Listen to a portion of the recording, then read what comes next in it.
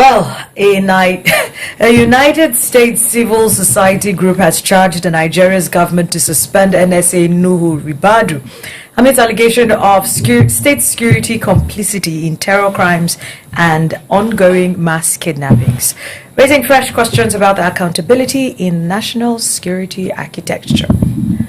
When we were being addressed as a nation of particular concern, several people did not necessarily understand how many eyes and how deep the eyes will go into our security infrastructure as a country.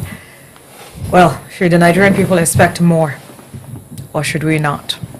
Gentlemen, can we feast?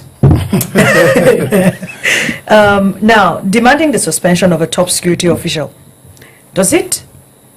what does it say about the stance of the government? Us getting to a place where they are demanding that we suspend one of our, that's the national security advisor, and they're saying, get him out. What does that say about the seriousness of this government to fighting insecurity to the international community? You see, it shows that the insecurity that is in the land is being perpetuated by government or some government officials. If you remember, it is in this country that late General Sani Abacha said that any security concern that lasts more than 24 hours, the government is interested. The United States of America group that make this demand based on facts and figure before them. Just last week here, some persons were arrested in Aoshi with Kwara State government car and AK-47 issued to them, and they did confess that these guns were issued to them by the office of the National Security Advisor and that they were not kidnappers. And this was confirmed that the National Security Advisor actually recruits some Fulani to fight Fulani who are kidnappers and terrorists terrorizing Kwara State. The question is, what if they were recruited or to fight insecurity in Kwara State? What were they doing in Edo State with a Kwara State government car and the guns issued to them to fight insecurity in Kwara State? This shows clearly that the National Security Advisor, as it is today, the person of Nuhu Ribadu, is clearly involved in the security that is ravaging the land, because there are so many things you can attest to. 39 persons were kidnapped in a church worship in Kwara State. 3 were killed, and they were released.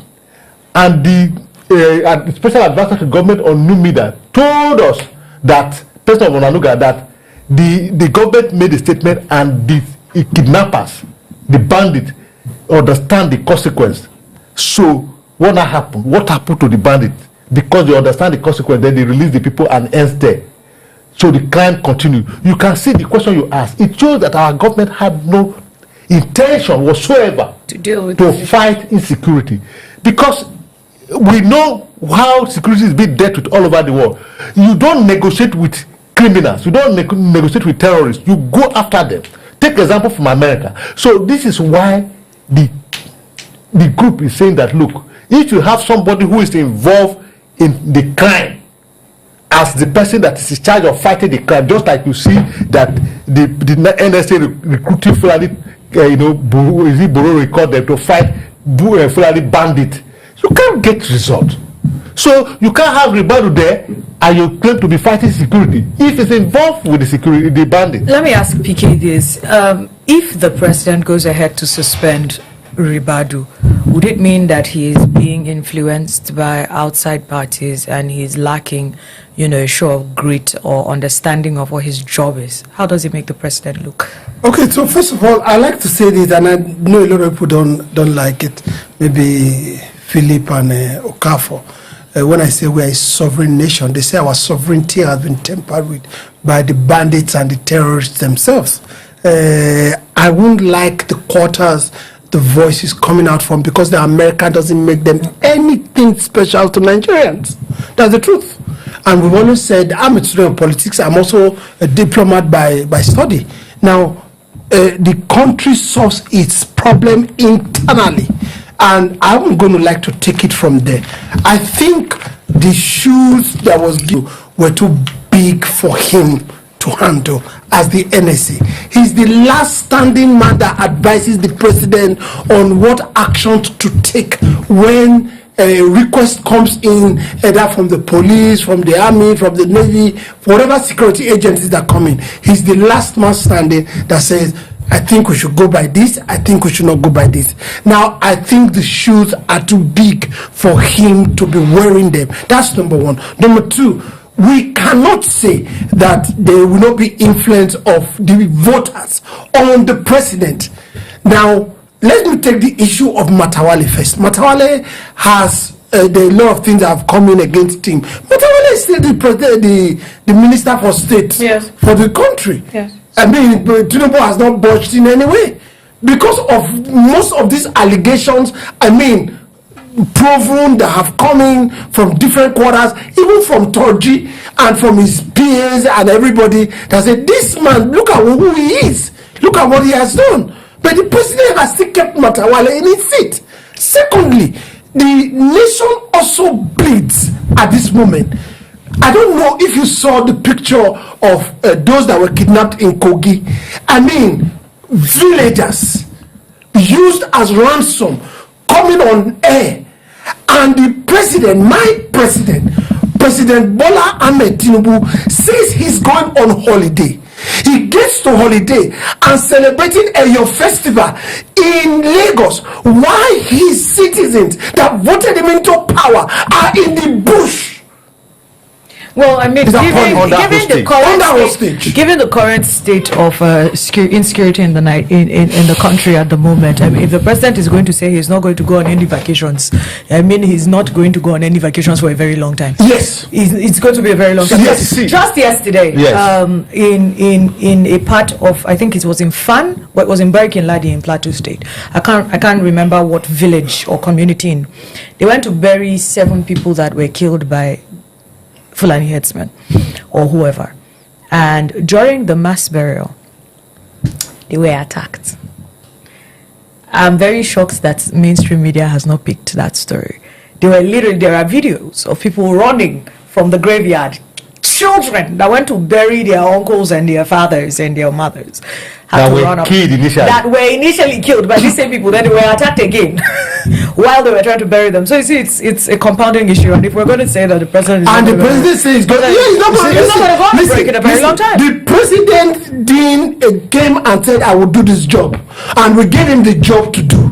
Do you understand? You see, leave the issue of whether the president won or not. No, the president is the president of the Federal Republic of Nigeria now.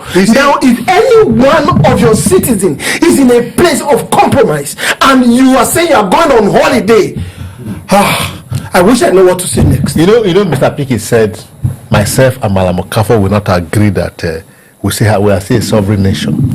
You know, because you did ask him whether the action or the demand of the United States group we amount to say that the president is being influenced by external factors. If you remember, it's only when Donald Trump of America tweeted that Nigeria is a country of particular concern, that is when our government and the security apparatus wake up to their responsibility. It is not a question of whether this country is a sovereign nation. Like he rightly said, if we are a sovereign nation that is being governed by a president that knows that his country is a sovereign government, he had declared a state of emergency in insecurity, but he had not done anything to show that there's a state of emergency in insecurity. How can a president go for vacation when his roof is on fire? When there's emergency on insecurity on everywhere. Just, you see, you're talking about Plateau. Nobody's talking about that. People who were killed by Fulani bandit, they were taken for burial, and those who took them for burial were now attacked and be killed. That's one. People who are traveling for holiday, they've been locked on Lokoja Abuja Road for 3 days. They can't move, and their life is in danger. If the bandits now decide to show up on them, what will happen to them? Or somebody threw a bomb on that road now. You know how many lives we lost, and the president feel comfortable to go and have a holiday? Now, what if, and I like to play devil's advocate with the two of you because it gets very interesting. What if the president is doing that because he trusts the hands that he has put the security apparatus in? I will tell you in America. Security situation. Let me tell you in America, when a situation, because the president will be in at the forefront. No, Philip, let me ask her. Who is the first chief security officer of the country? He's the CNEC. So if he is the CNEC, he should lead from the front, not to be going for your festival. Now, the road between Abuja, Lokoja, Okene, Auchi, Benin, to go into Onitsha. You see, this will be going to Enugu. You via from Lokoja going to Enugu has been there from January till now. And the Minister of Works, Engineer Dave Umahi, professor, who is a professor, a practicing professor, is telling us that the road is good now. The road, you know, the road is still blocked. The road that is that busy from year in, year out is now you are carrying out repairs on that road when the Yuletide season is here. That minister should be fired immediately.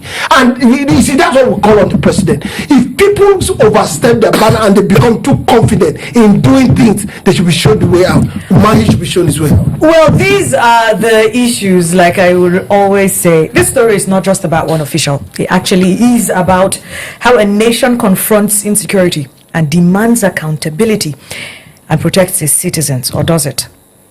Continue the conversations in the comments like I usually say. Thank you very much for doing a very beautiful episode with us. Good afternoon.